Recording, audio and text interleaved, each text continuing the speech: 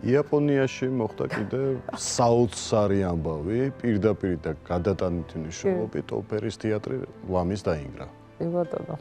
მოგეხსენებათ, იაპონიაში გიждდებიან ოპერაზე, მათ ხშირად გვიწევს და ძალიან დიდი ბედნიერება იქ ჩასვლა, იმიტომ რომ ეს არაჩვეულებრივი რასა, არაჩვეულებრივი ხალხია და მე აღმერთებენ ოპერას და თქვენ ნახავთ იმას, რასაც 40-იან წლებში ნახავდით იტალიაში კარუზოს დროს, რომ აი რიგები დგას ადამიანების, რომ ოღონდ შენ ავტოგრაფი დაუტოვო და ძალიან აფასებენ ძალიან.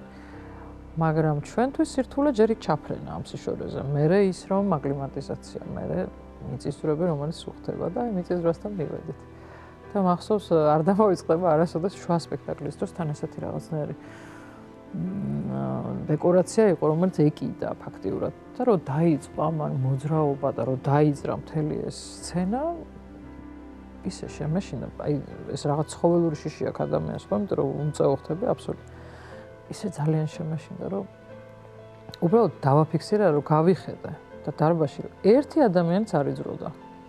უცებ მეგონა რომ იტყოთ რომ მთელი დარბაზი დაიცალა და სპექტაკლი ჩაიშალა. არა, იქ ეთყობა, ჩვენ დიდი მიწისძვრა იყო 7 იყო დაახლოებით ვაფშები და ერთადერთი 2 წერტილი დაიწყო იქ დიდი დარბაზი იყო. და ის იყო ისიც ჩვენი თეატრის წარმომადგენლები, ისინი ვერ პოულობდნენ ადგილს და მე უკვე იავნანასავით იყო და მივეჩვეთ, მაგრამ ძალიან დიდი წარმატებაც ჰქონდა ყველაფერი ამ სპექტაკლს, მაგრამ მე არასდროს არ დავაუწყდება, შეგრძნება მიწისძვრის დროს სიმღერა ეს, რაც რომ მოეყოლათ არ დავიჯერებდი.